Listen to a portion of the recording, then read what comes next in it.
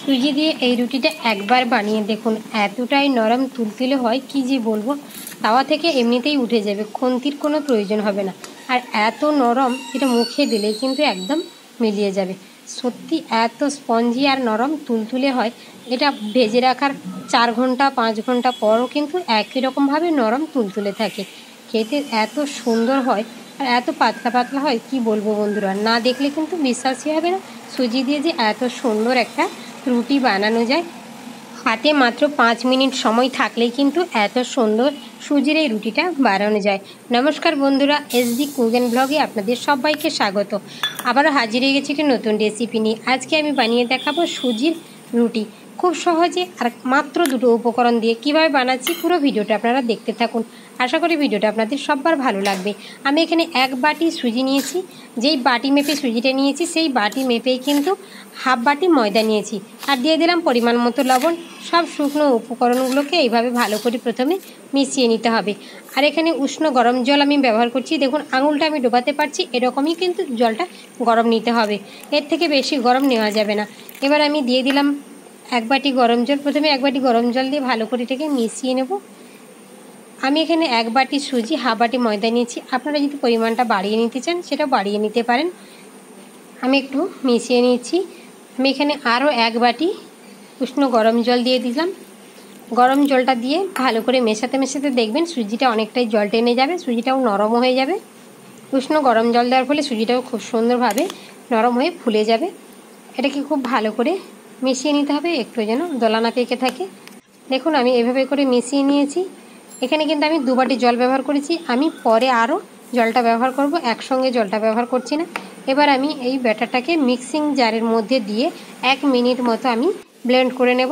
সুজির যে দানা দানা ভাবটা থাকে সেই দানা ভাবটা কিন্তু রাখা এখানে যাবে না, একদম মসৃণ একটা পেস্ট বানিয়ে নিতে হবে। আমি এটাকে মিক্সিং জারের মধ্যে নিয়ে নিচ্ছি। আমি এটাকে 2 ভাগে ভাগ করে 2 বার ধরে আমি পেস্ট করে নেব। আমি মিক্সিং জারের মধ্যে নিয়ে নিচ্ছি। আর এতটা ঘন থাকলে কিন্তু পেস্টটা ঠিকঠাক হবে না, একটুখানি এর মধ্যে জল মেশাতে হবে। আমি এখানে 3 থেকে 4 টেবিল চামচ জল দিলাম। এটা কিন্তু আমি উষ্ণ গরম জলটাই ব্যবহার করেছি। এটাকে আমি মিক্সিতে 1 মিনিট পেস্ট করে নিচ্ছি। 1 মিনিট পর দেখাচ্ছি পেস্ট করে। ব্যাটারটা দেখুন এইভাবে হয়েছে। এটাকে আমি ঢেলে নিচ্ছি। এটা কিন্তু আমার এখনও বেশ খানিকটা ঘনই আছে, এটাকে আরও পাতলা করে নিতে হবে। বাকিটাকেও আমি একইভাবে মিক্সিং জারের মধ্যে দিয়ে আবারও পেস্ট করে নিচ্ছি। আমি পুরোটাকে পেস্ট করে নিয়েছি। এখানে দিচ্ছি আমি বেকিং পাউডার। আপনারা এখানে বেকিং সোডাটা ব্যবহার করবেন না, বেকিং পাউডারই ব্যবহার করবেন। 1 চামচের থেকে একটুখানি কম আমি বেকিং পাউডারটা এখানে ব্যবহার করেছি। প্রথমে আমি মোট 2 বাটি 4 চামচ মতো জল ব্যবহার করেছি। এখানে আমি আরও 1 বাটি গরম জল দিয়ে দিলাম। উষ্ণ গরম জল দিচ্ছি, আপনারা চাইলে এখানে কিন্তু নর্মাল জলটাও ব্যবহার করতে পারেন। সব কিছুকে দিয়ে ভালো করে আমি মিশিয়ে নেব।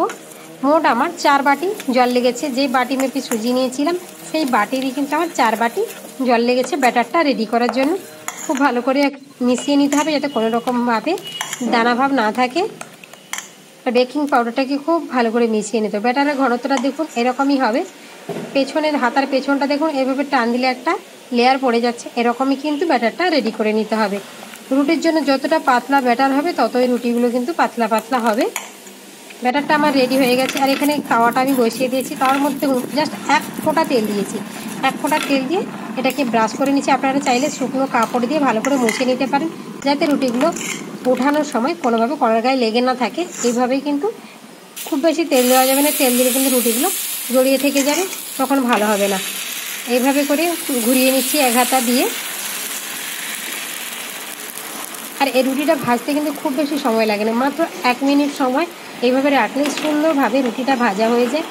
হাতে কম সময় রেখেই কিন্তু এই রুটিটা বানানো যায়। আপনারা স্কুলের টিফিনে কিংবা সকাল বিকেলে জলখাবার হিসেবে এই রুটিটা খুব সহজে বানিয়ে নিতে পারবেন। দেখুন 1 মিনিটও আমার হয়নি, 4 ধার থেকে কত সুন্দরভাবে উঠে যাচ্ছে। বেকিং পাউডার দেওয়ার ফলে একটা জালি জালি ভাবও সুন্দরভাবে এসেছে। দেখুন তাওয়া থেকে কত সহজে উঠে গেলে, খুন্তির প্রয়োজন হলো না, হাত দিয়ে আমি তুলে নিচ্ছি। আর আঁচটাকে কিন্তু লো টু মিডিয়ামে রাখতে হবে, হাই দেওয়া যাবে না খুব তাড়াতাড়ি, তাহলে পুড়ে যাবে। এবার আমি খুন্তি দিয়ে তুলে নিচ্ছি। এটাকে তুলে নিয়ে সঙ্গে সঙ্গে ভাঁজ করে রাখবেন না, তাহলে কিন্তু একদম ছিটে যাবে গরম অবস্থায়। একটু এইভাবে করে 30 সেকেন্ড মতো ছড়িয়ে রাখবেন, তারপরে ভাঁজ করে নেবেন। দেখবেন সুন্দর আছে, কেউ কারো গায়ে একটু লেগে যাবে না।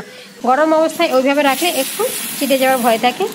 আবারও এক হাতা দিয়ে দিলাম। একইভাবে আমি ঘুরিয়ে আবারও রেডি করে নিচ্ছি একটা রুটি। এভাবে একটু আলতো হাতে ঘুরিয়ে নিতে হবে। ঘুরিয়ে নিলে সুন্দর একটা রুটি তৈরি হয়ে যাবে, পাতলা পাতলা। এটাকেও আমি 1 মিনিট সময় রেখে দেব। দেখুন 1 মিনিট পর কত সুন্দর জালি ভাবটা ভেতরে এসেছে দেখুন। আর সাইডে এগুলো আমি একটু খুন্তি দিয়ে কেটে নিয়েছি। দেখুন কত সহজে কড়াই থেকে উঠে যাচ্ছে। আর এটা কিন্তু খুন্তিরও দরকার নেই, হাত দিয়ে কত সহজে আমি তুলে ফেললাম। একই পদ্ধতিতে আমি বাকিগুলোকেও ভেজে নিয়ে ফিরে আসছি। আমার এই নতুন নতুন রেসিপিগুলো যদি আপনাদের ভালো লেগে থাকে তাহলে প্লিজ লাইক, কমেন্ট, শেয়ার করবেন। আর আমার চ্যানেলের নতুন বন্ধুগুলো চ্যানেলটিকে অবশ্যই সাবস্ক্রাইব করে পাশে থাকা বেল নোটিফিকেশানটি অন করবেন, যাতে আমি যে ভিডিওগুলো আপলোড করব সেগুলো সবার আগে তোমাদের কাছে পৌঁছে যাবে। আর আমার ভিডিওটাকে বেশি বেশি করে শেয়ার করো সবার মাঝে। একইভাবে আমি সবগুলোকে বানিয়ে নিয়ে ফিরে আসছি। দেখুন কত সহজে উঠে যাচ্ছে, খুন্তিরও দরকার নেই আর বারবার তেল দেওয়ার কোনো প্রয়োজন নেই। সবগুলো আমার রেডি হয়ে গেছে। দেখুন কত নরম তুলতুলে রুটি, একদম মুঠো করলেও কিন্তু একটুও ছেড়ে যাচ্ছেন। দেখুন আমি যেমন খুশি ভাঁজ করবেন সেভাবেই হবে, কোনো রকম ফেটে যাওয়া বা ছিঁড়ে যাওয়ার ভয় থাকবে না। দেখুন কত সহজে আর কত নরম তুলতুল করছে। দেখুন এভাবে করে আমি সবগুলোকে বানিয়ে নিয়েছি। দেখা হচ্ছে আবারও কোনো দিন আবারও কোনো নতুন রেসিপি নিয়ে। ততক্ষণ সবাই ভালো থাকুন, সুস্থ থাকুন। আর এই ভিডিওটাকে বেশি বেশি করে সবার মাঝে শেয়ার করুন। হাতের সাহায্যে দেখাচ্ছি দেখুন কতটা পাতলা এবং নরম হয়েছে। দেখুন সত্যি বন্ধুরা মুখে দিলেই কিন্তু মিলিয়ে যাবে, এত সুন্দর একটা রেসিপি। দেখা হচ্ছে পরের ভিডিওতে।